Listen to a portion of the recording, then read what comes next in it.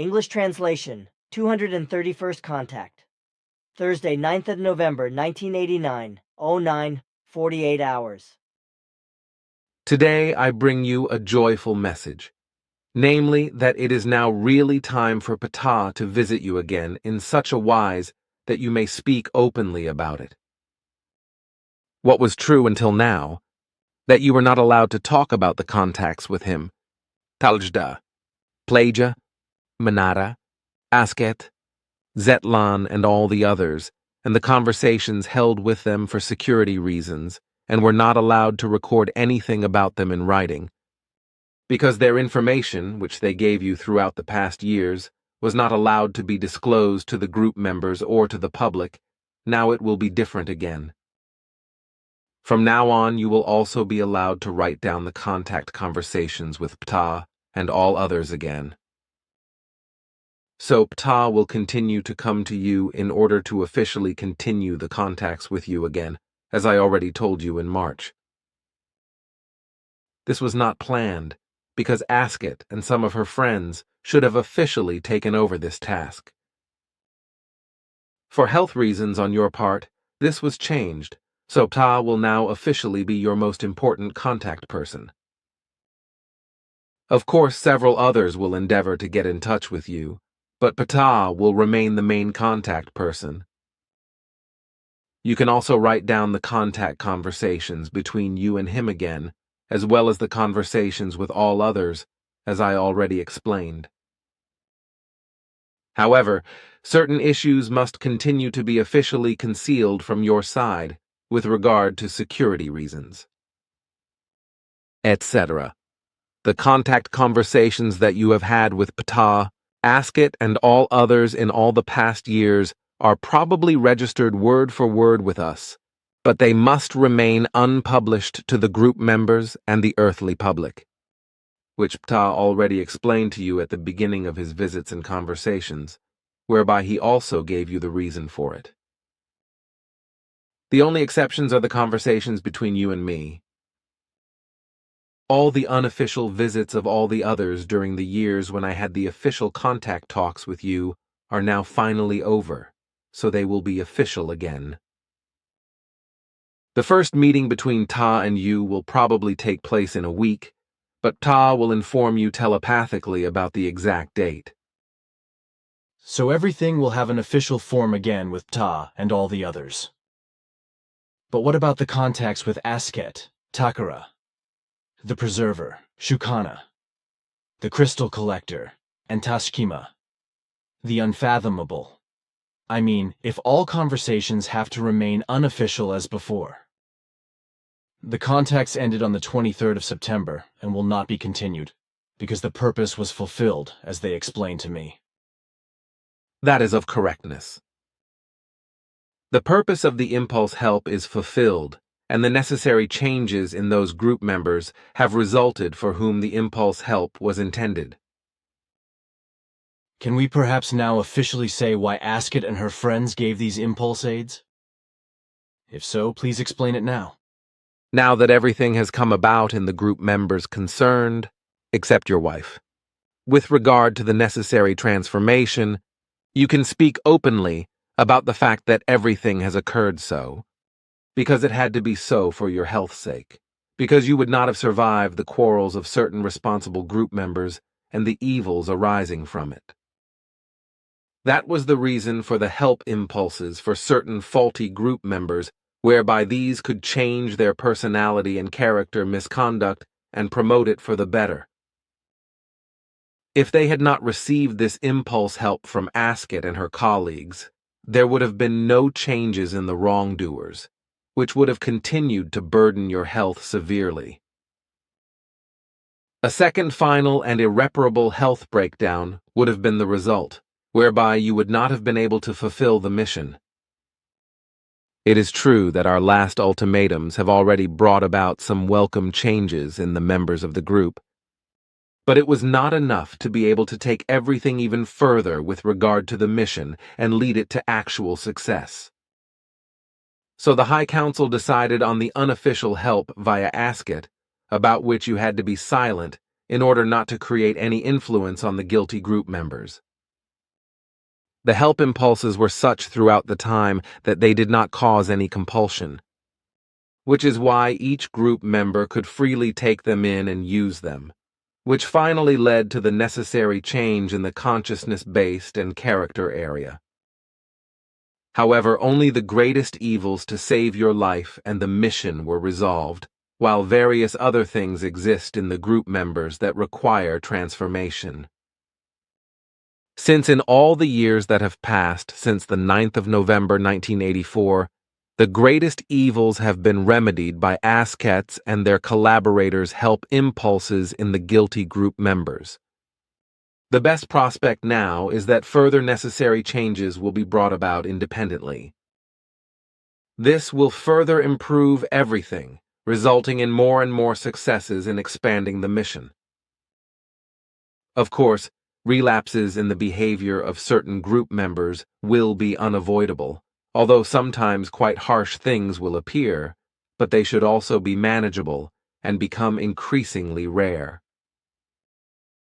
Our advice is to be lenient in such cases, even if a relapse is ausartened, to do with getting very badly out of control of the good human nature. Especially with certain founding members, sufficient indulgence should be shown in this regard, even if hard measures have to be taken. It should always be borne in mind that everyone has the right to reflect and change, even if it takes a long time.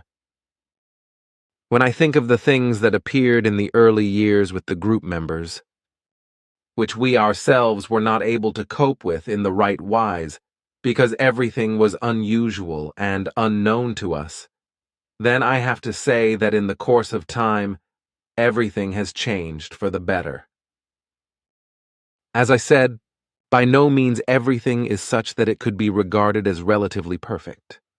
But we can speak with a clear conscience of a very great improvement and transformation, which can be calculated at 67% of the original.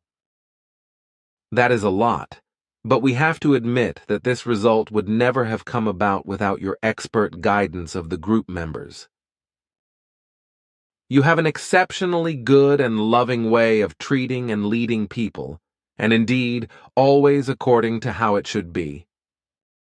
So you can not only be very explanatory in all things, but also loving and empathetic as well as advising and helping people. But if necessary, you can also raise your powerful voice loudly and powerfully when the situation requires it. You are also able to give relevant instructions and hints with regard to work. But you can also do the work yourself or demonstrate it in practice, because you are used to doing manual work in many areas and have learned a lot. And what I would like to emphasize in all this is your almost endless patience, which you show to people in all things, but which, unfortunately, is often to your detriment, because your patience is often maliciously and deceitfully exploited. There. Sorry, my friend, that really should be enough. My only request was that you explain the circumstances of the unofficial contacts of ascets regarding the help impulses. So please leave the arias concerning my person, because what is said is already more than abundant and praiseworthy, and I can do without that. So I would rather you would answer some questions, like what you meant when you said that after the turn of the millennium the American President Bush Jr. and the English Prime Minister, whom you called Blair after the war in Iraq, which they will deliberately trigger, want to pull themselves out of the loop. Unfortunately, I forgot to ask you further about it. Bush Jr. and Blair will conspire together against Iraq, whereby Bush wants to avenge his father's defeat in the Gulf War by a new war against Saddam Hussein, as has already been secretly decided by both Bushes and their closest followers, including the highest authorities of the CIA. If the war started in 1991, will not bring the desired success. The lie that Saddam Hussein has weapons of mass destruction and can attack the world within a few hours or days will be deliberately stirred up and spread by all those responsible. This conscious and infamous lie will deceive not only the American and British people, but the rest of the world as well, and will lead various leaders of various states to join in the lies of Bush and Blair and participate in the Second Gulf War triggered by the United States in 2003. It will be a war that will become a disaster, but only after the actual acts of war, through the emergence of terrorism by suicide bombers who will rise up against the American and British occupation, and against all those Iraqis who cooperate with the Americans and the British or who are simply friendly with them. Thus, there will be many more deaths among the occupying forces than the whole war itself will demand. Iraqis themselves, men, women, and children, will also lose their lives by the dozen through suicide attacks, and a very high death rate will result. And since, after the first Gulf War triggered by the USA, the actual dangerous weapons, such as rockets and weapons of mass destruction, are destroyed by Saddam Hussein or simply put out of action, there will be no such weapons at the turn of the millennium, as I explained to you earlier. As a result, the Americans and the English will no longer be able to find such weapons. But this will not interest the American Secret Service CIA anymore, nor George W. Bush Jr., who wants to finish his father's work, nor Tony Blair, who will be wrapped up by Bush. Contrary to better knowledge, they will make everything up and invent lies in order to be able to set out against Saddam Hussein. But if no weapons of mass destruction, etc., are found even after the war and during the occupation period, then the criminally responsible persons, Bush, Blair, as well as those of the American Secret Service CIA, will come to the public with a new lying claim that they were wrong. They will claim through a well-considered lie that they could not have known that Saddam Hussein had no more dangerous weapons, and especially no more weapons of mass destruction. But as I said, this will be a well-thought-out lie, to minimize everything and to deceive the country's population and the rest of the world once again. Aha, that is what you meant. But what about other predictions? Did you ask Ptah if you could mention anything else? His opinion is that I can probably still explain some things, even if it will certainly not bear much fruit, because the Earth humans will not listen to it. That will certainly be so. But nevertheless, we should talk about it. Because one or the other human may learn something for themselves personally. We can also certainly talk about the past, because I have another question concerning the faked moon landing with Apollo 11 on the 20th of July, 1969. Allegedly, the American Neil Alden Armstrong landed on the moon together with E. Aldrin, whereby Armstrong is said to have set his feet on the moon floor first. The lunar ferry was said to be the Eagle, and the landing site the Sea of Calm. A good name, because there was no landing at that time. Maybe later some real manned or unmanned moon landings took place, which were unofficial, whereby perhaps also the moon vehicle was abandoned, how also other and footprints were made, who knows. The program ended with Apollo 17. At the alleged landing on the 20th of July 1969, Michael Collins was the helmsman of the command capsule. We have already talked about this story several times, and you, Simyase, as well as you and Ptah, have explained that practically everyone involved in this deception was hypnotized by experts, and the whole moon landing with all its trimmings was made out to them by a deep hypnosis. Nevertheless, it was not said to have worked extensively for all of them, and those who did not were then carried out of life by accident or illness. Now the question has arisen whether Armstrong, Aldrin, and Collins also got the moon landing experience hammered into them by hypnosis, and whether the three of them really had no idea about it. In fact, that is what it was. The three were subjected to such a deep hypnosis that no doubts or inconsistencies appeared in them, so their hypnotic intrigue was perfect. Thank you, I thought to myself, because the three men were firmly convinced of their alleged moon landing. But the hypnotists, did they really keep their mouths shut? That they remained silent for all times was taken care of, because all four were killed by accidents. Aha, had to be well because they were not hypnotized, I think. That is of correctness. Then I have other questions. But first I want to know what can be done about multiple sclerosis, what triggers it, how it can be prevented or alleviated. After that I was asked what I, as a layman, did not know how to answer, of course, or how vitamin D works and how it works. Multiple sclerosis is mainly caused by a failure of the immune system. It is an inflammatory disease of the central nervous system, resulting in a heart-shaped demyelination and, to a lesser extent, damage to the axis cylinders. In its entirety, it is an autoimmune disease against myelin antigens.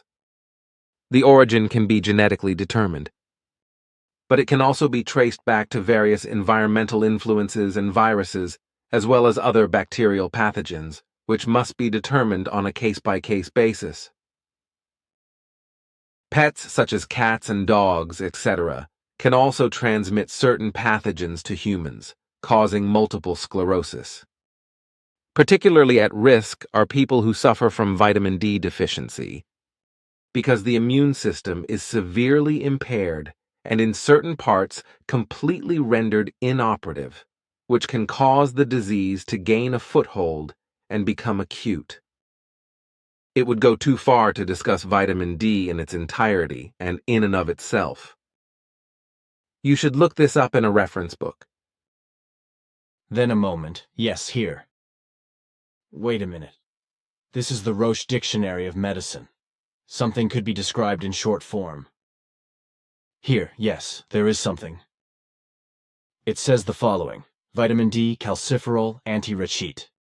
Factor, collective term, D group, for fat-soluble, photosensible sterile derivatives.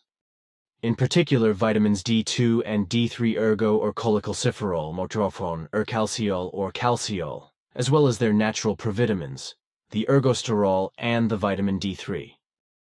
7-dehydrocholesterol, from which they develop in the skin under UV exposure. In the liver, 25-hydroxychelicalciferol, calcidiol, and in the kidney, 1,25-dihydroxycholecalciferol. Calcitriol, the most effective metabolite, is formed. Storage takes place in the body. Daily requirement 2 to 10 micrograms. In case of overdose, dehypervitaminosis, poisoning symptoms, K-mobilization with hypercalcemia and urea, hypophosphatemia and nephrocalcinosis. Furthermore, hyperazotemia, citrate increase, reduction of alkaline levels. Phosphatase, loss of appetite, vomiting, constipation, possibly dystrophy, intensive calcification of the epiphyses. Therapy, discontinuation of D-medication, calcium and milk-free diet, cortisone as D antagonist. Natural occurrence of D3 in animals. Tissues, liver oils of all fish, chicken eggs, milk, butter. The intestinal precursors are subject to normal fat absorption. Deficiency leads to mineralization disorders, in infants and small children to rickets, in adults to osteomalacia and ESEC. Hyperparathyroidism, a constitutional D. Hypersensitivity with D hypervitaminosis symptoms becomes manifest mainly in immobilization.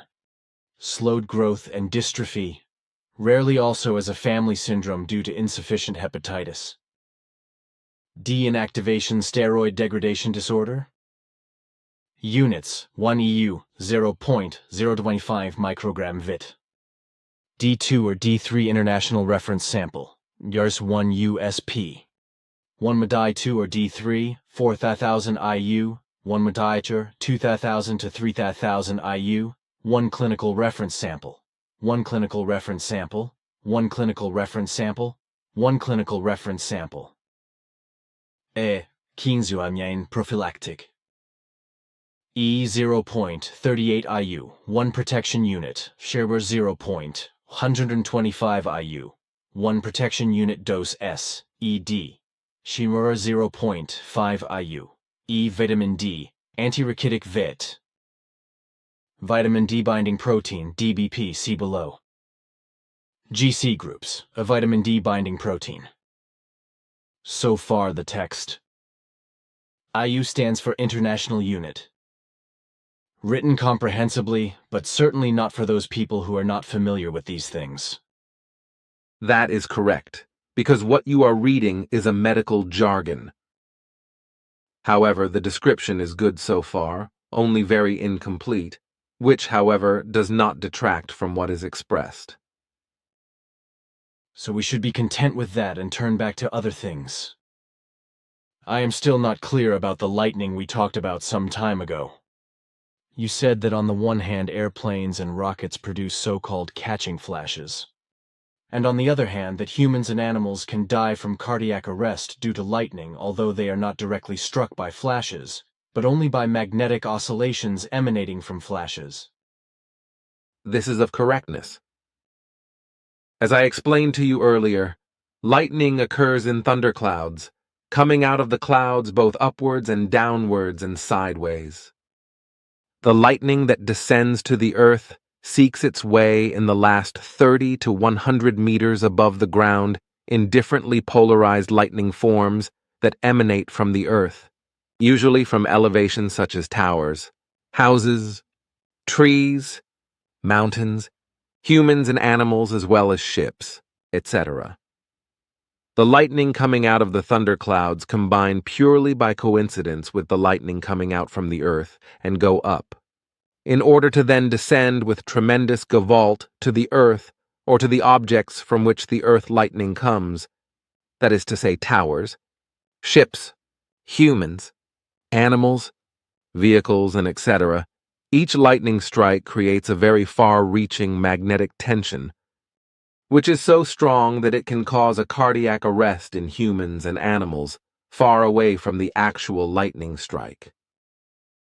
This happens in a moment between two heartbeats, because the heart is most susceptible to magnetic oscillations, which, when they occur, lead to immediate cardiac arrest.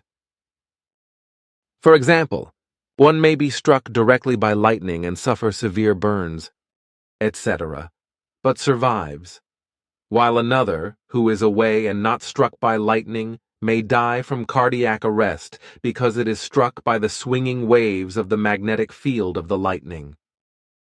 This can also be true in so-called dry thunderstorms, also known as silent thunderstorms. These are electrical discharges that take place in clouds without a visible thunderstorm appearing, but there is lightning as well as thunder, which is also called atmospheric shooting, as well as the other atmospheric bangs, which can be heard especially in the silence of the night, high in the sky and sound as if plugs under high pressure would jump off. As you know, there is also lightning from bright and blue skies, or from the night sky and starry skies, without any clouds to be seen. Such flashes are also very dangerous, but they usually, with exceptions, do not occur in cloudless skies, but far away, miles away. Sunshine, a blue night sky, or a starry night sky can all be sunshine, and suddenly a thunderless lightning strikes a tree, a person, an animal, a house, a tower, or a vehicle, and can even be fatal. But the origin of the lightning can be a thundercloud, 15 or 30 kilometers away, or simply hidden behind a mountain.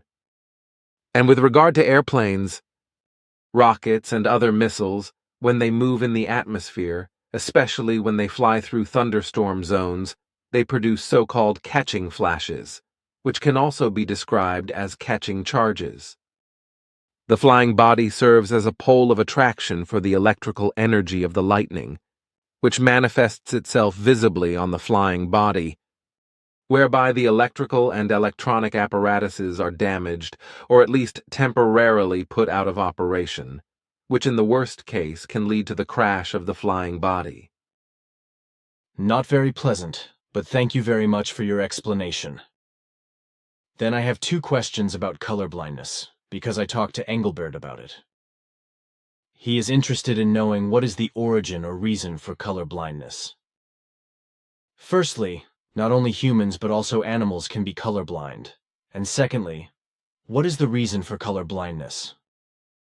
Do you know about it as a doctor? Not only humans but also animals can be affected by color blindness caused by a lack of calcium in the eyes. The explanation is that simple. I would not have thought so. It is only simple when you know it. Which, of course, you are right about again. About 65 million years ago, the Great Catastrophe, in which dinosaurs and many other large animals were exterminated, was an approximately 11,000-meter-large world space projectile that hit the Earth. Is it really true that only this meteor was to blame for everything? Basically, yes, at least in the origin, because from this there were other bad consequences, which led to the final catastrophe.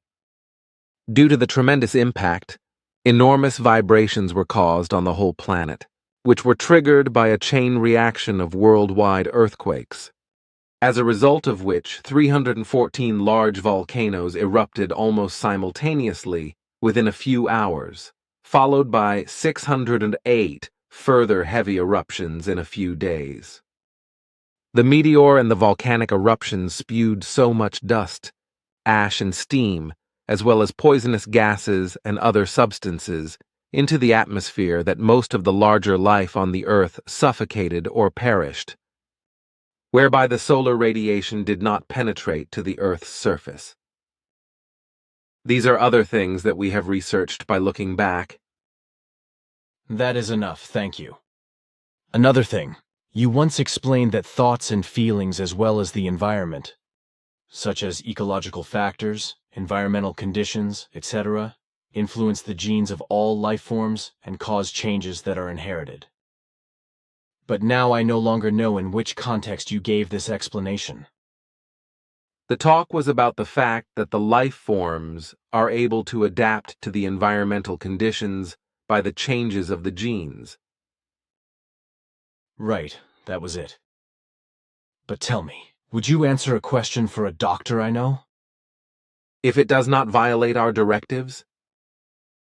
I do not think so.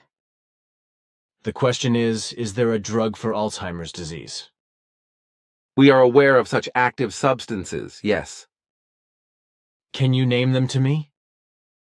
That would be contrary to our directives. And if you only give me a remedy that at least counteracts forgetfulness, even in Alzheimer's? That would be justifiable, because such a remedy will be synthetically created by earthly scientists in the next few years. Then let us hear it, please. A suitable active substance can be obtained from the flower plant, Galanthus nivalis.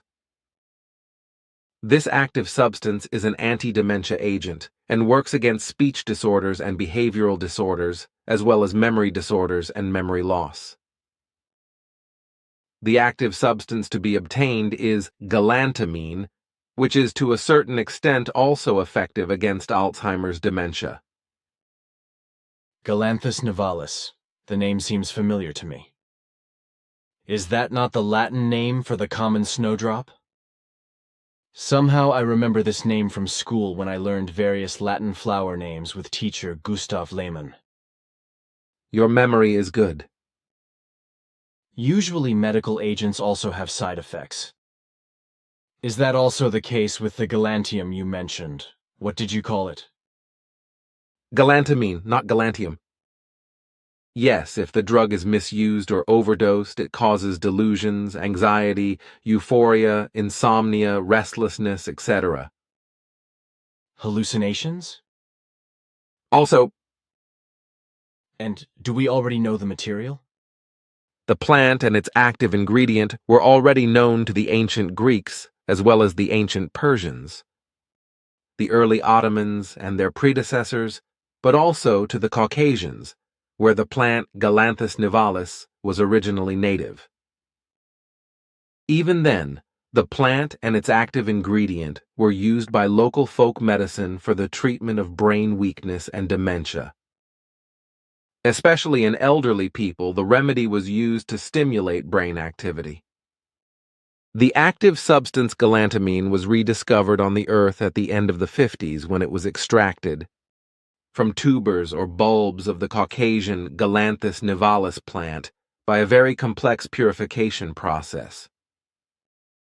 However, the substance will only be synthetically produced in the next decade, as a review of the future has shown, and it will then also be discovered that the active substance galantamine is also suitable for the treatment of Alzheimer's dementia, but will not be approved for treatment until after the turn of the millennium.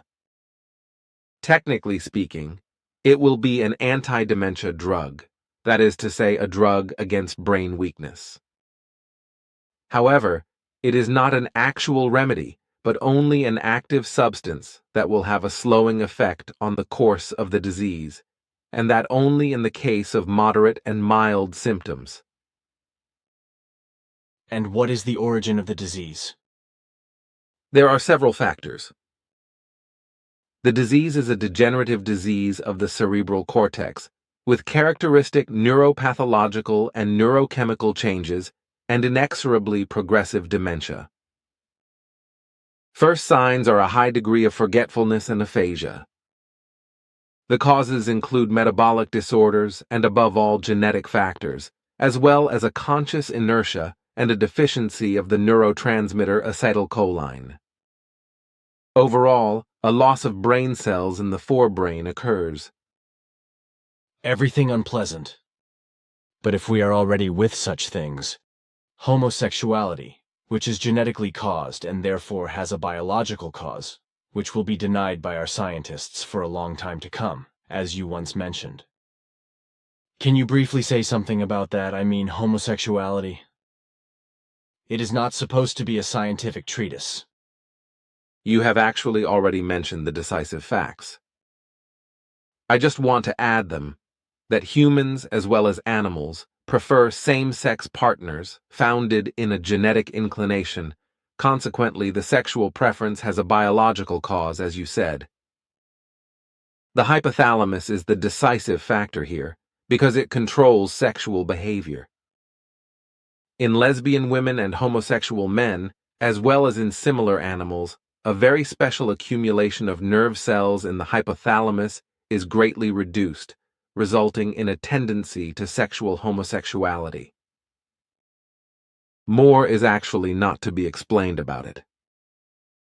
But the hypothalamus also controls blood pressure and body temperature, does it not? That is of correctness. Can you tell me something about the main factors that cause heartburn? You also once said that this evil can cause asthma, and that excess stomach acid is not always the cause of pain. Asthma is correct, as is excess stomach acid, which is not always the cause of pain. For many people, wrong eating habits and stress lead to heartburn. Often a strong pressure on the stomach is the cause of the pain, or there is a malfunction of the valve between stomach and esophagus. An unhealthy diet is just as much a factor in the production of heartburn as a hectic lifestyle and obesity. Alcohol and smoking are also heartburn promoters, as are lavish or fatty foods. Too much coffee as well as various teas, such as peppermint, also as sugar confectionery, etc., promote heartburn. Smoking products paralyze the lower part of the esophagus, causing the stomach-esophagus valve to malfunction and thus resulting in heartburn.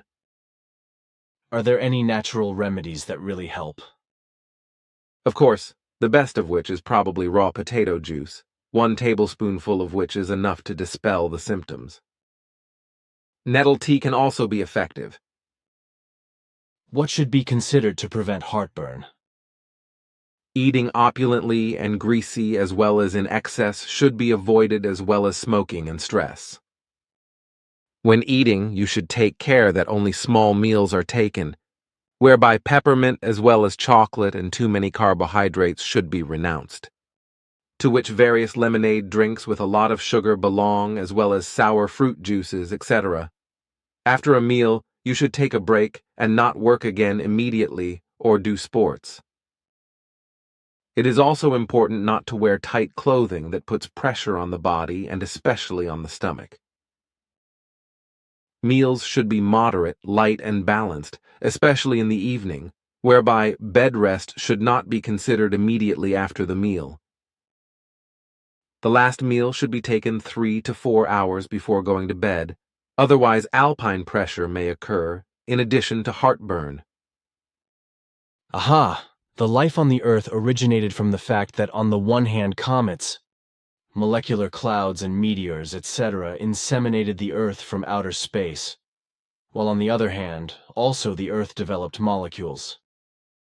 Can you tell me, since you are a geologist, biologist, chemist, and physicist, etc., when the first living molecules appeared on our Earth? What corresponds to our research in this area is that the first non-thermal living molecules already existed on the Earth about 4.2 billion 4,200,000 years ago. There are still many questions on this piece of paper. Genetic engineering, as we have often talked about, when will it take on greater proportions? You also said that resistances will emerge and unreasonable ones will cry against it. But in the end, even these lunatics will have to give in and will not be able to stop the genetic engineering process. These adversaries are said to be all unreasonable ones who do not understand anything and are afraid of getting their pants full, because they think that genetic engineering only produces evil for humans, especially through genetically modified food. The progress inhibitors, these crazy anti-genetic technology criers, will probably prevent us from making really good progress in food, medicine, and so on for some time in the future. This will unfortunately be the case, even after the turn of the millennium, because the fools, the anxious, the negative ones, and all other antagonists are unfortunately incited by irresponsible and self-opinionated ones, as well as unreasonable and stupid know-it-alls, as is the case with many progressive instances. The great turning point towards valuable and beneficial genetic engineering for terrestrial humans will only come in the new millennium. The state of low intelligence does not just die out, especially not in terrestrial humans. But another question concerning health. Is there a natural method to reduce the risk of cardiovascular diseases? Certainly, such a remedy is provided by the cocoa bean. These are very effective flavonoids. Then cocoa drinks and chocolate would actually be healthy, except for those who have problems with heartburn. That is of correctness. However, cocoa drinks and chocolate should not contain milk. Then only water, cocoa, and dark chocolate would be the best choice. That is also of correctness. Good. We once talked about the fact that the same forms of physics and chemistry, etc., apply in the entire universe. And we also talked about the fact that there are 280 basic elements, which Guido came across in the end, because he is very concerned with these things. Our earthly scientists do not know all the elements, nor do they know that there are many other isotope compositions outside of the Earth than what is known about chemical compounds on the Earth. Thus, for example, many extraterrestrial chemical compounds are also different for hydrogen, nitrogen, and carbon atoms than for us on the Earth. Nevertheless, the physical and chemical laws, etc., known on the Earth, which prevail on the Earth, also apply in space and on foreign worlds and stars, as well as in nebulae and clouds in the universe. But beyond the Earth, there is much more in relation to everything. Because on the Earth, not everything can be found that is given universe-wide in relation to chemistry and physics, etc. One has to keep in mind that earthly scientists know only a little more than a third of all 280 elements. Now to the short question. May Guido and I officially talk about these facts? Nothing speaks against that. Guido can also take up and explain these concerns in his books, which he will write in the course of the next years and in the new millennium. However, he must be very careful about his health, because it will cause him great problems in the future. Caution must be his motto so that he can finish his works. Your word in his ear. But now I want to come up with something that I think is important for all Earth humans to know. Children are not only the offspring, but also the effective future of humankind. Besides, the human being is equipped to pass on their genes. But what I want to say, for many humans it is a fantasy to construct children according to their own ideas. This dream has been haunting the minds of the human beings on the Earth for a long time, and for about 10, 30 or more years there has been research and attempts to create offspring artificially, using a variety of methods ranging from artificial insemination to cloning and even artificial life that is to be grown from human stem cells and will one day actually be, as I know from Ta and you. Even Svath talked to me about it when I was 12 years old. And now, for about 10 years, artificial insemination has been carried out on women by fertilizing eggs in a test tube and then inserting them into the uterus. Can you explain a little more about this artificial insemination? Because Svath already said that this is an unfortunate method that causes a lot of disaster.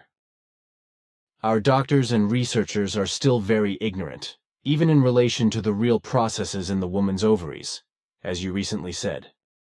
Constructing a child according to one's own imaginings, as you correctly express it, is actually a fantasy for many people, which is taken up again and again and from now on, and which will come into the limelight very much in the future, especially because women will deliver and bear children, although they will have had the menopause behind them for years. So the science of artificial insemination is becoming more and more talked about. And as you rightly said, for more than 30 years there have been many experiments in laboratories around the world in the field of cloning and artificial insemination, which has long triggered oppressive thoughts and feelings in many human beings who know about it. In the coming years, and especially at the turn of the millennium and in the new millennium, this will become even more pronounced. It is already an established fact that so-called test tube babies have been born for about 10 years. But these were only the first steps to the so-called imagined child or designer child. Because from now on there are more and more experiments in this respect worldwide, whereby also irresponsible scientists will make themselves famous by artificial inseminations of the mentioned kind.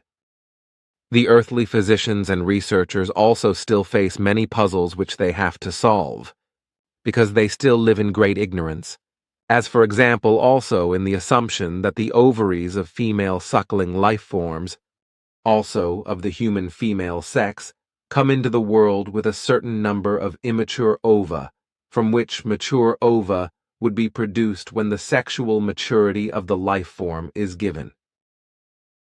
They do not yet know that this thesis is completely wrong, because new ova are formed again and again, while a certain part of the old ova dissolve. In the next decade and in the new millennium, everything concerning artificial insemination will intensify to such an extent that it will become routine. Although many factors will not be taken into account and will be unknown to scientists in the relationship that artificial insemination will cause many evils to appear for the offspring thus conceived. In the near future, however, test tube babies will be conceived artificially in large numbers, which will also help childless couples or individual women to have their own offspring. But this is not the ultimate way to solve the offspring problem, because the whole thing has many aspects that should be considered critically and responsibly. A healthy and at the same time beautiful and intelligent child is probably the wish of all parents or single women who wish to have a child. However, this wish cannot always be fulfilled in the normal way for a variety of reasons, especially if there is infertility on the part of the woman or man. and if such a wish for children cannot be fulfilled, then it is assumed that artificial insemination is an alternative that will soon become routine in the near future. The unjustified pride of scientists will be very great, and what really started about 10 years ago with artificial insemination will lead over the next 15 years to over 1 million test tube babies being conceived and born. Although artificial insemination has been very successful, this method will never be without its problems, because test tube insemination is very dangerous, because there are enormous risks of physical and consciousness-based malformations. Heart defects and cleft palate defects, as well as deformities and defects of the kidneys, can also be present, as well as disturbances of consciousness. Schizophrenia, cerebral damage, thought and feeling disorders, and thus psychological suffering, in addition to Mongolism-Downs syndrome, certain forms of cancer, and a chronic immune deficiency. The causes are based on the beginning of pregnancy. The whole process begins with the egg cell. During normal fertilization by sexual intercourse, millions of sperm go on the way to fertilizing the egg, whereby, ultimately, only a few strong ones actually reach the egg, because in fact only the healthiest and strongest reach the goal. Finally, as a rule, only a single sperm succeeds in penetrating the egg and fertilizing it. Within the egg, the genetic material of both parents then merges into a genetic material arrangement. This is completely in contrast to the beginning of the life of a retort fertilization, in which the beginning of the life begins under completely different conditions. The woman, the mother, must first undergo a longer daily therapy with the injection of hormones. However, this method and treatment is not harmless, as there is always a high health risk. The hormones injected stimulate the woman's ovaries in such a manner that several ova mature simultaneously. This is in contrast to the completely natural conditions in which only a single egg matures. Once the eggs have matured during artificial egg maturation, they are removed with a cannula, which is usually a rather painful procedure. The best ova are then sorted out, and everything goes satisfactorily. Then the sperm are added after an appropriate preparation. If a sperm penetrates or is introduced into the egg and fertilizes it, artificial insemination is successful. Often more than one egg cell is fertilized in this wise, after which embryos develop within 30 hours. The introduction of several fertilized eggs into the woman's uterus increases the possibility of pregnancy. Here, too, there is a risk that unwanted multiple births may result, which is not uncommon. However, this in turn leads to further risks, because very often such children become premature births, which can lead to associated serious complications, such as developmental disorders and mild and severe neurological defects. However, the greatest risk does not lie with the preterm birth itself, but with another factor. In natural pregnancy, the egg cell passes through the fallopian tube after natural ovulation, where fertilization also takes place. As the egg continues to move through the fallopian tube, it passes through an environment which is very important for the further development of the egg, and which provides the necessary impulses, aids and signals which are important both for the pregnancy itself and later also for full development and birth. However, this very important process is not achieved by fertilization in the test tube. And this is precisely the unsolvable problem, because the lack of a passage through the fallopian tube leads to malformations. Genes are switched on incorrectly, just as others are switched off incorrectly, including growth genes that are misdirected. This causes children to become overweight at an early age, which can persist into old age. In many cases, enlarged internal organs appear, which can degenerate irreparably. Particularly inferior sperm carrying defective genes that are introduced into the ova lead to severe physical, psychological, and consciousness-based malformations. In addition, when the sperm are introduced into the eggs, their spindle system, which is responsible for the separation of the chromosomes, is damaged. This, in turn, is another factor in the risks that can lead to all sorts of malformations, diseases, immunodeficiencies, sexual deformities, etc. This is what I would like to have explained. Thank you, that is enough. Earlier, I also talked about stem cells, which Ta and I talked about on my great journey. Svath also explained to me some things about it, also in relation to the fact that Hennek had produced his peoples in the earliest times by creating ova and sperm from stem cells, which he brought together in an artificially created fallopian tube, and which then settled in an artificially created uterus and an artificially created womb and grew into viable embryos and babies who were then also born. These babies grew up to adults, were completely healthy and procreative, so that they could reproduce themselves further in a normal way. Svath and Ptah also explained to me that you also use stem cells to grow organs to transplant them in humans if necessary. Now the question arises, when will it be so far on the Earth that scientists will be able to create artificial ova, sperm, uteruses, and individual organs with stem cells? For quite some time now, scientific laboratories around the world have been carrying out research in this field, which will make a lot of noise in the coming years, and especially after the turn of the millennium. The process is just as unstoppable as cloning technology and genetic engineering in all areas. But what I can explain in a simplified manner is the following. On the way to made-to-measure means by humans, the boundary must be crossed that leads from the simple procreation between the feminine and the masculine to the actual creational, which lies absolutely within the framework of the human possible and in the normal human evolution. No laws of creation are violated, but are fulfilled in the opposite way.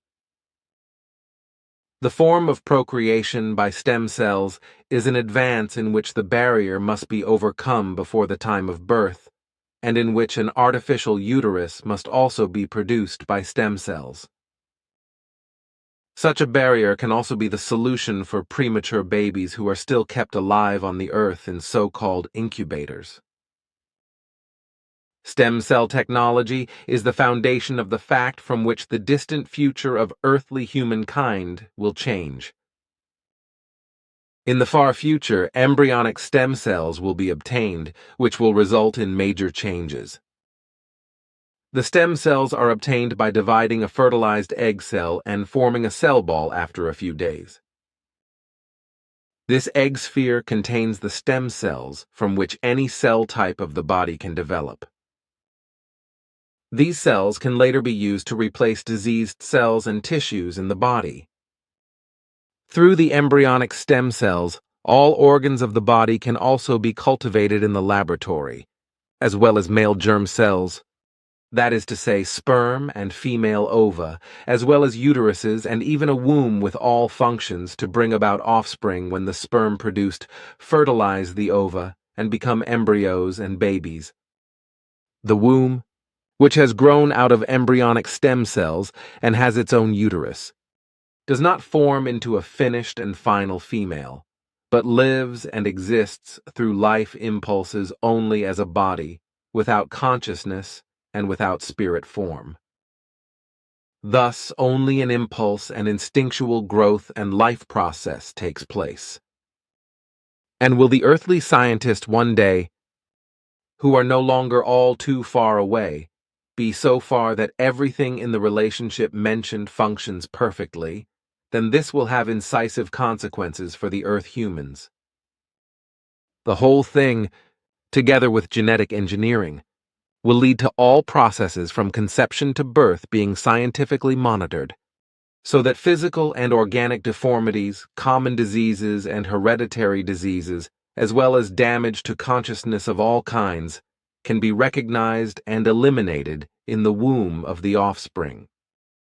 Every disease and disturbance is immediately recognized and treated, whereby only completely normal, healthy, and strong offspring will be born, which fully complies with the law of creation that every human being should be unharmed from any suffering, etc., at birth. And this development cannot prevent all stupid criers against genetic engineering and embryonic stem cell technology. In fact, these fools, who must be called, as you say, lunatics, cannot stop the whole development. But by their irresponsible actions, they can only inhibit progress for a certain time, thus ensuring that people will have to endure much suffering and pain for a long time to come. Something that could be avoided if progress were given the necessary space that the stupid and irresponsible, the obstacles to progress, are obstructing. In embryonic stem cell and genetic engineering, nothing is left to uncertain fate because everything is precisely controlled and consciously and safely controlled. The male germ cells created from embryonic stem cells, the sperm, as well as the female ova, do not differ from natural sperm and ova. In fact, they are as good, healthy, and strong as similar normal ones, from which they are also indistinguishable. Through stem cell and genetic engineering, it is also possible that offspring can be conceived without parents, which will continue to be the case in the distant future if the need so requires. Embryonic stem cell technology, together with genetic engineering, also enables the terrestrial human being in the distant future to carry out a healing or replacement of diseased organs, which will then be called therapeutic cloning. For this purpose, endogenous stem cells are produced by cloning by introducing an endogenous egg nucleus into a pitted egg cell, thus initiating the actual cloning procedure. The egg cell is made to believe it has been fertilized by an electrical voltage impulse, which then begins to divide, and an embryo is created. All cells that form after this procedure carry the body's own origin code, that is to say, the one that was inserted by the cell nucleus. This means that the body does not reject them. Stem cells with the body's own genetic code can then be obtained from this embryo. With this, every tissue and every other organ of the human body can be cultivated. Even the dead tissue of the heart can be replaced by the stem cells of the cloned embryo, for example, after a heart attack. This is because the stem cells of the cloned embryo carry the body's own hereditary molecule within them and thus outwit the immune system. This is in contrast to transplantations with foreign hereditary molecules, which is why only lifelong medication can prevent the rejection of foreign transplanted organs. Thank you. Your explanation is more than I expected. You know, my old doctor and friend, Professor Dr. Gross, asked me if I could ask you about these things, because he deals with some colleagues all over the world with the concerns of genetic engineering and the whole thing. That is why I asked you about it via Henoch's path. But now I do not just want to go over your head and ask you if I can give him your full explanation. Nothing stands in the way of that, because the beginnings of all the things mentioned have already surfaced with the earthly scientists. And to these belong also some friends of your medical friend, as I know, because I dealt with them informatively when you already explained something to me concerning them earlier. Besides, the course of things already going on is unstoppable, so I do not violate any directives. The earthly scientists, as well as your friends' friends, will in 10 to 15 years at the latest gain the same insights themselves that I have told you. Thank you, my friend. Then I have another question from my friend about multiple sclerosis, which we have talked about several times before, where you explained that this disease causes extensive destruction of the nerve cells. I said the same to Dr. Gross, and he asked if you could explain more about it. After that, you asked me some time ago why I asked Ptah for permission to give an answer. In this particular case, I may do so without violating the directives. That is because we know through a look into the future that we will not interfere with the earthly medical development with a corresponding analogy, because the physicians are already on the way to fathoming the facts of the disease, whereby they will make the first very valuable discoveries in about 13 years. If, however, I am to make another explanation, then I must be somewhat more detailed, although I must not disclose too many facts, as Ptah ordered me to do. Well then, multiple sclerosis is a disease that causes damage to structural tissue in certain areas of the brain and leads to the loss of functions in these areas. The disease begins with the destruction and perishing of the myelin sheaths. This is the protective and conductive substance that surrounds the nerve fibers, and which is also responsible for the fact that the electrical impulses generated by the brain reach the muscles at very high speed from the brain even into the most distant muscle fibers of the body. The destruction of the protective layer slowly destroys the actual nerve cells, also known as neurons. It can also be said that in relation to multiple sclerosis, T lymphocytes penetrate the brain and trigger the sequence of destructive processes. The destructive event results from the fact that the T lymphocytes carry large amounts of oxygen radicals, which is secreted during the attack and released onto the myelin. The oxygen radicals then act in such a way that they break open and penetrate the myelin sheath. This process then virtually oxidizes the molecules present, creating a very specific and major degradation product in the spinal fluid called oxidation cholesterol. The intensity of the attack on myelin also plays an important role, because the greater the intensity, the greater the concentration of oxidized cholesterol. This also penetrates into the microglia structural cells, whereby the fatty substance that penetrates into the cell nuclei stimulates a very specific enzyme, which I am not allowed to name at the moment, but which, it may be said, has a certain control function. When this control function is set in motion, the microglia cells are awakened from their resting state and become active, and indeed in such a wise that they get out of control and move away from their ancestral place and penetrate between the actual nerve cells. On the way, they cause great harm and destroy all the nerve cells that get in their way. This in turn leads to scarring, which becomes noticeable as a disease spurt. I am not allowed to explain more. The certain enzyme, which you are not allowed to name, will be discovered in the near future.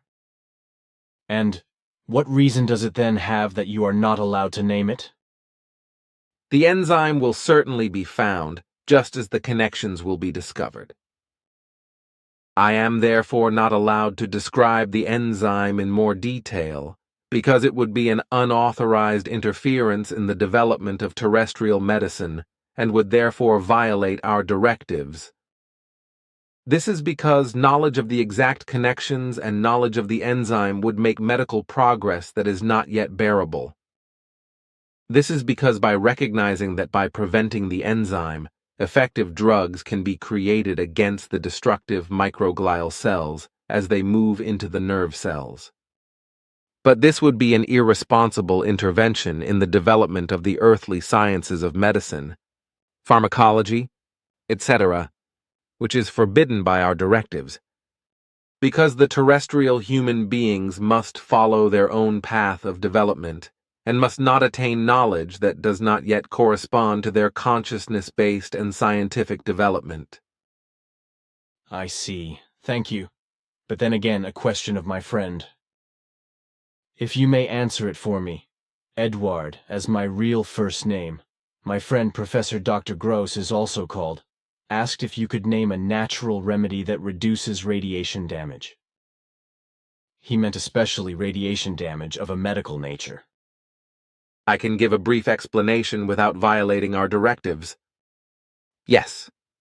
There is a natural remedy which is said to have a certain radiation protection, but which at the same time has a certain effect against the growth of certain cancer tumors and may even prevent cancer. That is probably the concern of your friend, if I am not mistaken. Exactly. Only I did not want to say it so openly. That is what I thought. Well, I will deal with it, because what I have to explain does not point to an ultimate method in earthly medicine, but only to a means that can be used usefully under certain conditions. It is a natural substance called curcumin, which is extracted from a genus of tropical perennial plants, a turmeric, which belongs to the family Zingiberaceae and is called curcuma for short. The rootstock of the herbaceous plant contains essential oils as well as yellow dyes, such as curcumin, which have a choleretic and cholekinetic effect and can also be used in the aforementioned way. Thank you. Then I have a question about the Chinese, who always claim that their whole culture originated from their own people. But Sfath once told me that this is not the truth. You told me the same thing, but neither you nor Sfath went into it. Both of you have only explained that Chinese culture also contains foreign influences. That is of correctness. More than 25,000 years ago, the actual ancestors of the Chinese were immigrants from an area beyond your galaxy, which is why the term beyond the sun was used, meaning the galactic central sun in which the galactic black hole moves. The real human beings in China lived more than 2 million years ago. After the immigration of foreigners from beyond the Milky Way, the much later Earth-born natives who lived in the areas where today's China is died out over time. They died as a result of an incurable hereditary disease that spread as they mixed sexually with the new immigrants from beyond the sun. All this knowledge, however, as well as the knowledge of space technology and many other things, was lost, as was the knowledge of the original origins of the immigrants. The immigrants from beyond the sun, that is to say, the actual forefathers of today's Chinese people, already took over many cultural values of the natives from the natives alone, who inhabited the Chinese areas and had created certain small cultures. Later, another great cultural change took place in the Bronze Age. Namely, when immigrants from the areas of present-day Europe made the long journey to China and actually reached this country on foot as well as on carts and horses. They found their way to China through a group of adventurers, whose 42 men and women, 11 of whom survived and were on the road for 8 years. On their adventure journey, they reached China, from where they returned to Europe. There they told their peoples about the peaceful, slant-eyed people in the faraway land, where it was possible to live very good and well, and where there was enough land as well as large desert areas. And since there was great need in various areas of Europe, which had spread far into today's Ukraine, many tribes got together and made their way to the distant land, which they reached after about 3 years. The way was very dangerous, full of privations, led through deserts, steppes, and dangerous mountains, which often led to serious accidents and hardships, and also cost many human beings their lives. Nevertheless, China was reached, where the new immigrants mingled with the now local people and the distant descendants of those from beyond the sun, also sexually, and lived peacefully together with them. Thus again there were cultural changes, also in relation to the belief of the gods, because the immigrants coming from the areas of Europe and Near East were sun worshippers, even if they belonged to different tribes, which had spread over very large areas in Europe and Near East. This belief in sun worship was then adopted by the Chinese, the distant descendants from the areas beyond the Milky Way, along with other religions. Much later, the religions of Taoism and Confucianism were born. From the Han period 206 BC to 220 AD, Mahayana Buddhism made its entrance. Unfortunately, however, it happened again that over time the hereditary disease, which had already spread earlier, could spread, this time also affecting certain parts of those whose ancestors came from beyond the sun. The two human species died suddenly in large numbers and were partly buried together. Interesting. I did not know that. Thank you for your explanation. Well, there are always questions about the flying discs that were secretly constructed in Germany before the Second World War and also during the war. I could observe flight attempts of such discs together with Sfath during the war still before the middle of the 40s over Germany, whereby he explained to me some. Ptah also spoke of it. It was on the Great Journey that the flight tests sometimes brought very valuable results, and flights were carried out up to altitudes of around 12,500 meters. The engines were first explosion engines and later jet engines. In 1941, Sfath and Ptah said, the planning had been completed, and the construction of the flying discs had been tackled. Look here, in this contact report the following is written, which Ptah explained. Now, however, claims are being made again and again which, according to what Sfath and Ptah have explained, have no basis whatsoever, because most of it is based only on wild fantasies and speculations, which probably serves to make a profit. For example, the crazy story that the Germans flew to Mars with their flying discs. Can you say something more about this?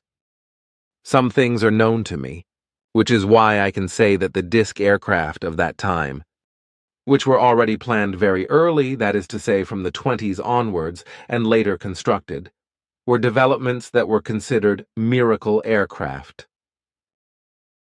This was because they were so-called single-wing aircraft. However, these flying discs or single-wing aircraft were nothing more than airplanes, even if they were of a completely different type than the normal wing aircraft. So they were not extraterrestrial or esoteric marvels, in which alleged extraterrestrials or people of other dimensions, etc., participated, as has been claimed to be, for some time, by lying and deceitful profit-obsessed ones, as well as by self-proclaimed false experts, contact persons, esotericists, and parapsychologists, by those who want to be great, by self-obsessed people, and by patients afflicted with inferiority complexes. The truth concerning the flying discs is simple and lies beyond all delusions, fantasies, and all erroneous assertions and stupid ideas. The fact is that not only in Germany since the 20s there have been projects concerning the planning and development of flying discs, but also in Russia, England, and America. At the same time, America, Germany, England, and Russia were already planning to conquer the moon and the entire solar system with regard to aircraft suitable for space travel. Everything happened, however, under strictest secrecy, as I already said. When at the end of the war, the Americans and Englishmen illegally appropriated large parts of the German flying disc technology, which was already very advanced, the war winners had won. So it became just 1 year later, when the British and the Americans tested the captured technology together in Canada, as well as the Americans also in their own country, and with success. Since then, progress has not stopped, so that many different types of flying discs have been developed, which can be seen again and again when they are on test or spy flights. Ultimately, all this technology should serve to monitor the entire Earth, as should be the case with humans themselves, who should be subjected to total surveillance by implanted control chips. Such plans already exist in secret, whereby in Europe the European Union, which is already on its way, will be the authoritative dictatorship. The flying disc technology, however, when I want to come back to it, is also integrated into space technology, because for a long time there have been efforts to construct the flying discs in such a form that they can be used to travel around space and reach other planets, which are Earth-like in shape and inseminated. These newly developed flying discs have been leading to UFO sightings all over the world for quite some time now, and then it has been deliberately mistakenly claimed by a wide variety of sources that these are aircraft of extraterrestrial origin. There are many irresponsible freeloaders who make big deals and immense profits with the UFO believers because they are cheated and financially exploited by the liars, cheaters and swindlers as well as charlatans. Thus, many also appear who knowingly lie and fraudulently claim that they are in direct or telepathic contact with extraterrestrials, whereby their whole swindle is believed by the unsuspecting. On the other hand, your truthful contacts with us are vehemently denied by know-it-alls and opponents, enviés, autocrats, image addicts, sectarians, etc., and you are portrayed as a liar and a fraud, despite all the irrefutable evidence you can produce. Evidence that no alleged contact person can produce.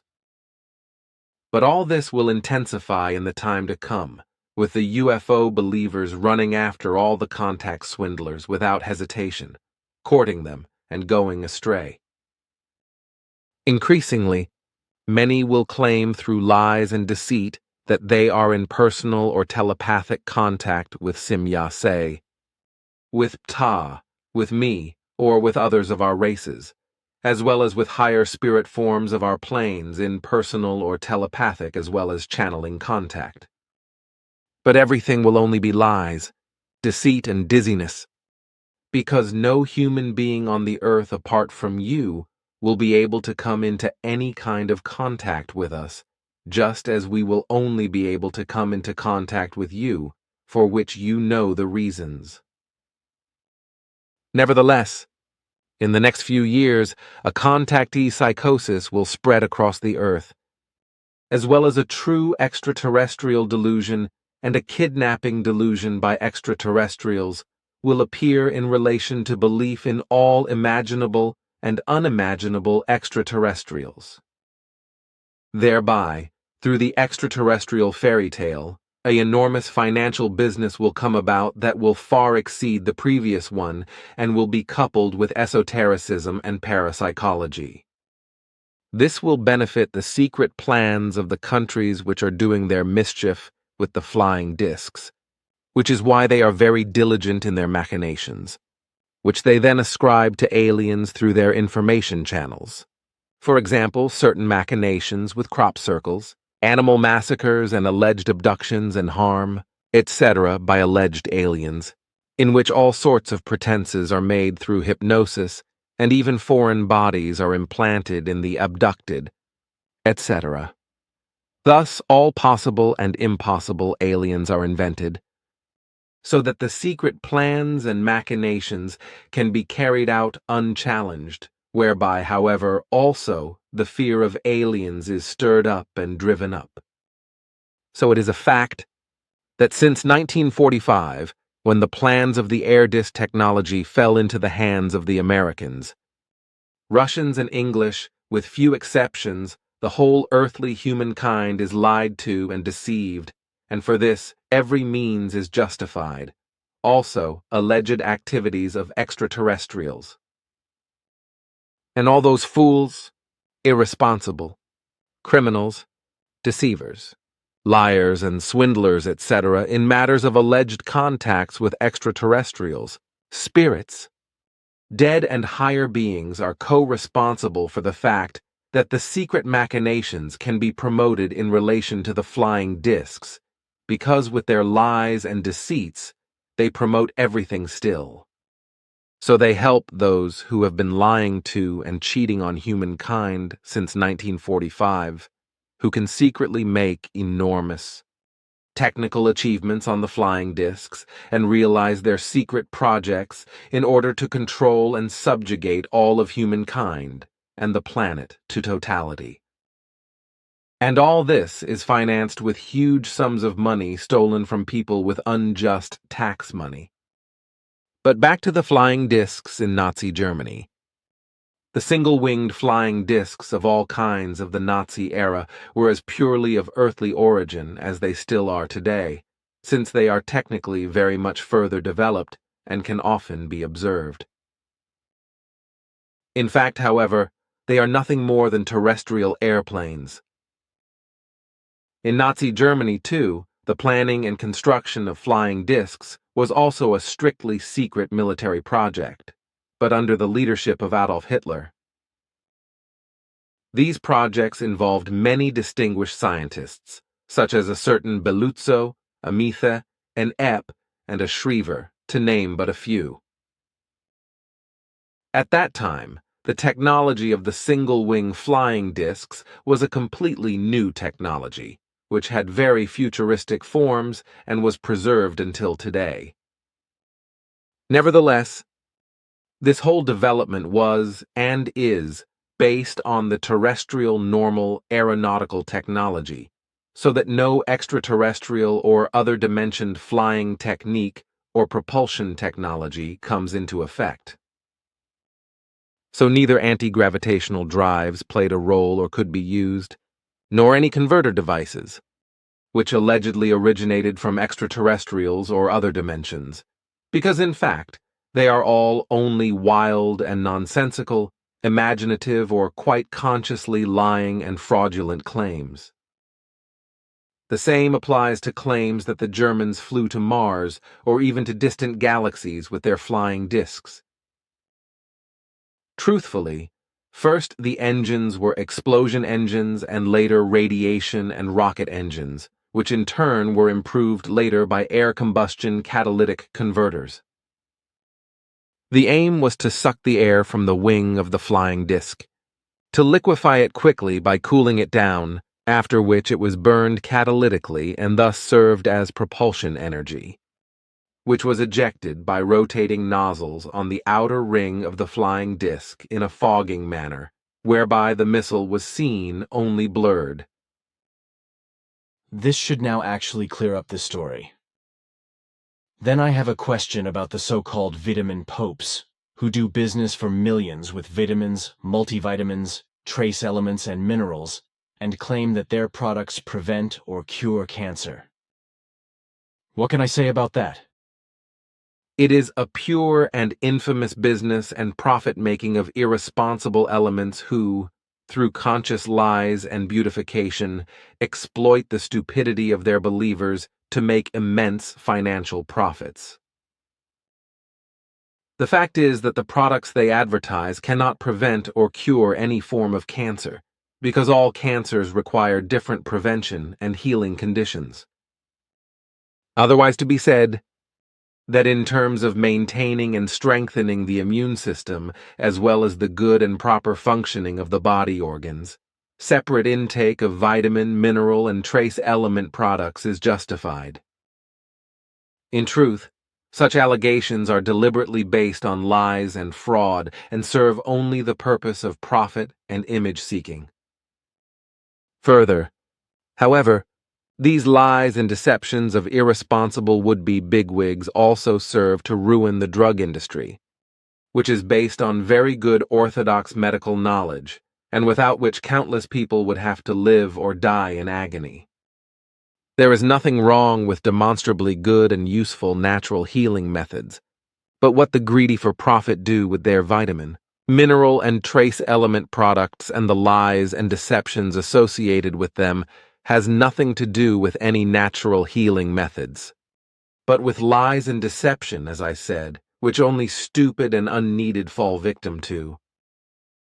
And this evil is getting more and more prevalent because more and more irresponsible chase after financial wealth, and exploit the stupid and naive with lies, fraud, and deception. But the stupid and naive cannot be taught, because their intelligence is not sufficient to grasp the information. It is this lack of intelligence that makes them delude themselves that these products for cancer prevention and cure would actually help them or would have helped them, even though other factors have really brought about success. This is of correctness. The truth can hardly be expressed more clearly. Good. Svath once talked about nanotechnology and nanoparticles and ultra-nanoparticles, which are said to be so tiny and tinier than tiny that they themselves are absorbed by bacteria, which can then perish. However, these tiny and super small or ultra-small particles are said to be life-threatening for all life forms if they are inhaled and cause cell damage in the brain and other organs, which then leads to death. Nevertheless, according to him, the time will come in the near future when earthly scientists will begin to experiment with nanoparticles. What can result from this?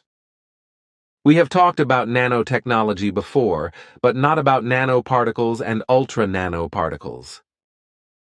These will soon be in everyone's mouths among earthly scientists and will be treated experimentally in the laboratories.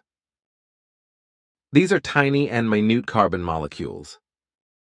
If these are breathed in, no matter what form of life they are, from the most super tiny to the most gigantic, the particles enter the lungs and brain, as well as other organs, causing cell damage or destruction, leading to rapid death in some life forms and death in others sooner or later.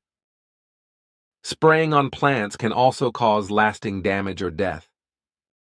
And it must also be said that nanoparticles and ultra-nanoparticles can be released or carried in food through improper, careless handling or intentionally by criminal private, state, military, sectarian, and terrorist elements, which may endanger many millions of lives. Carbon nanoparticles can be artificially produced in a wide variety of shapes and sizes, and can be used with great precautions to be very valuable. For example, for medicine and cosmetics, for electronics, electrics and energy technology, as well as for plant treatments, pest control, and for protective treatments for materials of all kinds, etc. If nanotechnology and nanoparticles as well as ultra-nanoparticles are handled improperly, a great deal of harm can result, while if they are used properly and responsibly, a great many advantages and benefits can be gained for earthly humankind. The whole thing can be just as unpleasant as what you said some time ago regarding the fact that nitrogen, etc., destroys the oxygen in the water and in the soil. The fertilizers used in all agriculture and horticulture, as well as by private individuals for their gardens and lawns, etc. In this regard, Ava asked a professor at the University of Zurich how long it would take for our land to be oxygenated and free of all the artificial fertilizers irresponsibly introduced into the soil by former farmers. Without all kinds of artificial fertilizers and nitrogen being constantly spread on the land, nothing has grown. The soil is completely exhausted and has become so oxygen depleted that hardly any grass grows. The explanation Eva received from a professor at the university was that we would have to reckon with 52 years before the land had recovered and regenerated. You have told me about that. With regard to the lack of oxygen that affects the lands of farmers and gardeners, it must be said that this is really a very serious factor that should be remedied by banning the application of artificial fertilizers and returning the soil and land to its natural state. If this does not happen, the time will come in the distant future when the land and the soil will become completely infertile and can still be stimulated to produce only by artificial fertilizers. This also applies to waters, brooks, rivers, streams, lakes, and oceans in which artificial fertilizers, mainly nitrogen, rapidly develop enormous algae carpets which deprive the waters of all oxygen and cause them to die. Yes, That is exactly what you said. Then another question from my friend Dr. Gross. He asks whether you know where syphilis comes from, whether it has always existed in Europe or whether it was introduced. And since you, as a doctor, are also concerned with our earthly diseases, he said that you certainly knew. I actually know about that. Syphilis, also known as hard chancre, is a mutation disease that has developed in Europe, mainly in the port cities and large trading towns. At first, it was a severe and often fatal skin disease accompanied by whole body, open, bloody, and suppurating rashes. This skin disease was widespread all over the world, especially in rural areas, where there was a lack of hygiene at all ends. This lack of hygiene affected all aspects of life: the clothing and personal hygiene, the crockery, the food preparation, the living quarters and sleeping areas, the sexual practices, as well as the treatment of clothing fabrics, the dyeing of which was carried out with the use of human and animal urine, etc. All factors which promoted diseases, as well as the bad skin disease. In Europe, seafarers, adventurers, and commercial travelers carried this skin disease to all port cities and trading towns, where hygiene was much better than in any rural place. Bodies and clothes were kept clean, as were living and sleeping accommodations and crockery. Sexual practices were also maintained in much more hygienic form, and fabrics were dyed not with urine, but with vegetable and other natural dyes. As a result, the imported bacteria no longer found a breeding ground in the uncleanliness of humans, so they could no longer survive on their skin. Thus, cleanliness drove the bacteria into other realms, namely into the sex organs, where they found a suitable habitat for them and mutated into dangerous and deadly syphilis, which could very quickly be transmitted from one person to another only by direct sexual acts of all kinds. In contrast to the bad skin disease, which could be transmitted by direct contact, by drinking from a bacterial vessel, by touching clothes, objects, etc., syphilis originated in ancient Greece and was spread from there throughout Europe. Later, in 1494, Christopher Columbus and his seafarers brought the disease to America, where the natives, who at that time also suffered from rash skin disease, were infested with it, and from then on had two evils for a long time, which brought them death. Since the Vikings were the first to discover America before Columbus and after the Chinese, they could have brought syphilis to the Indians. But that was not the case. Besides, the Vikings were not the first to discover America from another continent. In fact, under the command of Leif the Happy, the Vikings were only the first Europeans to discover America. A long time before the Vikings, the ancient Chinese already sailed to America on various occasions, but they did not leave any great things behind, but traded with some Indian tribes. Then a question about addiction. Can you tell me where an addiction can arise in humans or animals and whether it is hereditary?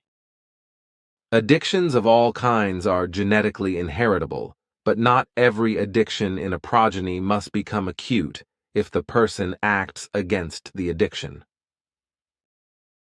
Not only a single gene is decisive, but also a whole range of genes that jointly determine heredity.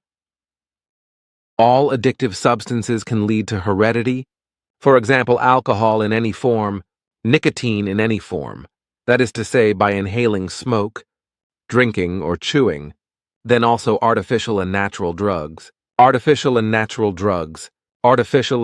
gases, as well as artificial and natural fragrances, etc. Sugar, cocoa, herbs, and all kinds of substances from plants, bushes, trees, fruits, and vegetables can also be mentioned as addictive substances and hereditary factors. Certain rocks and metals can also cause addictions and their heredity. Many of the addictive substances exert a direct influence on the brain, which then often releases endorphins, such as alcohol, which provoke a certain individual sense of well-being. The actual addiction arises in the addiction center, which we call Tangulan Sarod, which means as much as dependency center. Then I would like to come back to the substance curcumin, which can also be used against the growth of cancer tumors. Are there other plants and plant substances that are useful in this respect? Can you tell me about another plant or active ingredient, perhaps something that is freely available to everyone? There are still a lot of plants and plant substances, but I do not want to list them in larger numbers. One active ingredient should be mentioned. However, the active ingredient that will in future be called polyphenol EGCG, which is easily available and can be supplied to the body, especially through the consumption of green tea. Ah, very simple green tea? That is of correctness. And quantitatively, how much must be drunk there? 2 to 3 deciliters a day are enough. As with curcumin, that has to be said. It is not a remedy that heals existing cancer tumors comprehensively, but only has a positive effect, and to a certain extent can also affect the development and growth of certain tumors. In particular, certain cancer cells excessively produce so-called laminin receptors on their surface, to which the polyphenol EGCG binds and acts into the cancer cell. This triggers an ongoing series of growth-inhibiting reactions and inhibits the growth of existing cancer tumors, as well as the formation of metastases. Laminin receptors are not only decisive in the form that the polyphenol EGCG can dock to them, because unfortunately the BSE prions, of which we have already spoken on several occasions, also do so. Exactly, mad cow disease. But while we are at it, you recently mentioned something about AIDS, namely that there is several times less risk of AIDS in men if foreskin circumcision is given. But you did not go further than that. Yes, that is right. Men who are circumcised on the foreskin have a much lower risk of AIDS than uncircumcised men. The reason for this is, in the foreskin there are large quantities of cell types that are very susceptible to the HIV virus, and can therefore easily be infected. Through the trimming, the cell types find only a very bad culture medium, and thus only a bad location, provided, of course, that the man takes care of the necessity of daily thorough cleaning. If this happens, the risk of HIV infection is reduced by about 5 times. However, this does not mean that unprotected sexual practices can be practiced, because HIV positivity is always associated with the risk of infection. Being circumcised does not mean immunity, but only a minimal risk of infection. Circumcision does not protect genital herpes, gonorrhea, syphilis, or other venereal diseases. However, it can be very useful where a lack of penis hygiene leads to all kinds of penile diseases, fungal infections, eczema, rot, etc.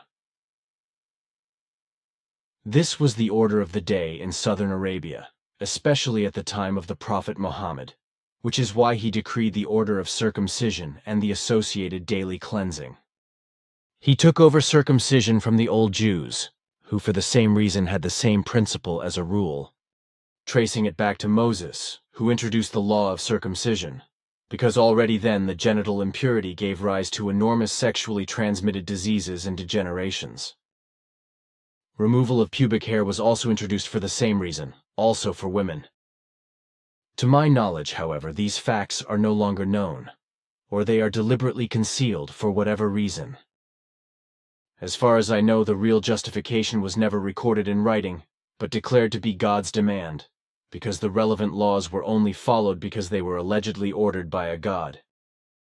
Either way, however, the relevant laws have taken hold and brought physical cleanliness to the Jewish and Arab tribes and peoples, and fortunately, everything has survived to this day. Yes, today it is even the case that even many Christians, as well as people of no religion and other faiths, as Muslims get rid of their pubic hair, and therefore go about more cleanly than many others who are not so fond of general body hygiene. That is of correctness. A question: what is your situation regarding circumcision? And here on the earth, certain religions and peoples even circumcise women, but they lose their sexual power and suffer tremendous torments. The circumcision of women corresponds to an outrageous Ausartung, a getting very badly out of control of the good human nature, which finds no justification whatsoever, and which is aimed exclusively at the benefit of the man. Just as the constriction of the female shame by sewing it up to a certain extent, as unfortunately is also practiced.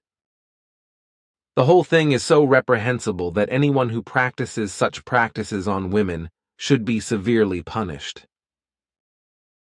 What you ask about us? No, our peoples do not have foreskin circumcisions because general body hygiene, and with it, genital hygiene, is the most important daily body treatment. Consequently, men do not require circumcision of the foreskin. Cleanliness in the genital area is one of our most urgent body care needs, which is why we have not known any genital diseases for thousands of years. How nice it would be if this were also the case here on the earth. Unfortunately, this will not be the case for a long time yet, because the future speaks of the opposite, which will be attributed in particular to the prevalence of legalized prostitution, which in the future will experience an Ausartung, a getting very badly out of control of the good human nature, that will take on worse forms than it did at the time of Sodom and Gomorrah. Which, once again, I do not think can be changed. But tell me, what do you think about placebos?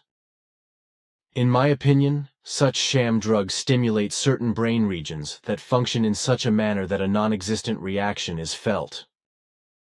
This leads to pain relief or even healing.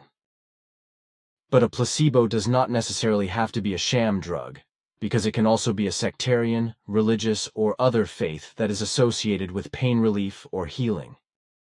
The reaction in the brain is thus, as I simply want to say, triggered in any case by the belief in the placebo, no matter whether it is a real sham drug or any belief in a religion, sect or philosophy, any saint, any religious object, any levitated water, any holy juice, any laying on of hands by helpless charlatans and deceivers, etc., or by dreams, visions or useless promising words and movements, etc., etc. No matter whether it is about a real sham drug or about any belief in a religion, about the laying on of hands by helpless charlatans and deceivers, etc., or about dreams, visions or useless promising words and movements, etc. The whole thing can ultimately be compared to the fact that belief releases forces of consciousness in such a strong and uncontrolled form that spontaneous self-immolations can be caused, that the lame can suddenly walk again, the deaf can hear, the dumb can speak, and the blind can see again. Svath has already taught me this, and I have also gained the same insights from Nacademion's and Henoch's memory banks. I have nothing to add to your explanations, because my knowledge is the same as yours. Also good. But how about this? It is always said that laughter not only makes you happy, but that it should also be healthy. That it makes you happy is clear to me, but what is the connection with health? Laughter actually promotes happiness, but also happiness and health, the latter being promoted by stimulating and strengthening the immune system. This refers only to spontaneous and real laughter, not to artificial laughter. Even a true inner amusement has a positive stimulating effect on the immune system. A real spontaneous laughter also produces a general physical sense of well-being, which also expands into a psychological sense of well-being, because thoughts and feelings are positively influenced and happily stimulated by a spontaneous laugh. Interesting. As you know, I have suffered from severe tinnitus since my collapse on the 4th of November 1982, which is why I have to take medication every day. But this does not make the suffering disappear, but only reduces it somewhat. I fight most of it with my own behavioral therapy, by inserting a post-hypnotic command into my subconscious mind, to imagine the noises in my ears simply being ignored by my consciousness and subconscious mind. I do the same with the phantom pain in my left upper arm, where pain occurs in the missing hand. Sometimes, however, the ringing in my ears becomes so loud that despite everything, I can only hear the real external sounds and voices with difficulty, just as the phantom pain sometimes becomes so violent that I could go up the walls. In such times, sometimes it is a few minutes, but then it can be hours or 2 or 3 days, simply overflowing everything, making it difficult to keep control. This is especially so in relation to phantom pain, because I do not take medication against it, but only control it by thinking away from it. In this respect, I think that it should be possible for everyone to do the same with pain, etc., because there is a similar effect to a placebo, but in this case, everything is consciously controlled. What do you think? And as far as tinnitus is concerned, it is true, as you once said, that many psychological effects are to blame for this evil, at least for many people. So there are also psychosomatic forms of tinnitus. That is of correctness, my friend. With you, however, I have to say that from my point of view there is no psychosomatic factor, because your suffering is based on a rotary vertigo, which is called Meniere's disease. The origin lies in your health collapse on the 4th of November 1982, in which you also suffered head trauma and cerebral brain damage. In spite of your post-hypnotic suggestive self-therapy, it is not possible for you to be able to cope with the evil without any significant medication, because the damage is too profound. You are only able to bring a certain part under control by your self-suggestive disregard of the complaints, while another part has to be calmed by the medication. Consequently, still a remainder of the suffering remains perceptible. And with regard to the fact that such complaints can be treated by all people to a certain extent by thinking away, this corresponds to correctness. But this requires, as you yourself know from your own experience, that both the necessary will as well as the necessary control must be applied, in addition to the fact that no sniveling may be given place. Then I would like to ask again a question concerning the green monkeys, an African species of monkey from which the AIDS epidemic started in principle, and was also transferred to other species of monkeys and to humans. I would like to address the fact that our doctors and medical scientists always claim that viruses and bacteria that infect animals, fish, beetles, spiders, reptiles, birds, insects, etc., or are infested by and cause these diseases or are immune to them, cannot spread to humans. Svath told me in my youth, however, when he once spoke of serious epidemics to come in the future, that earthly medical science was under a serious error with the assumption that animal bacteria and viruses could not or would not jump over the species barrier, because the opposite was the case. This is also of correctness, because in fact, there are no bacterial genera and subspecies, as well as no viruses, which live on or in other life forms than humans, which could not break through the species barrier and jump over to other life forms, and thus also to humans. Especially in the future, this fact will lead to many new epidemics in the terrestrial human being, whereby then, unfortunately, also worldwide epidemics will be to be feared.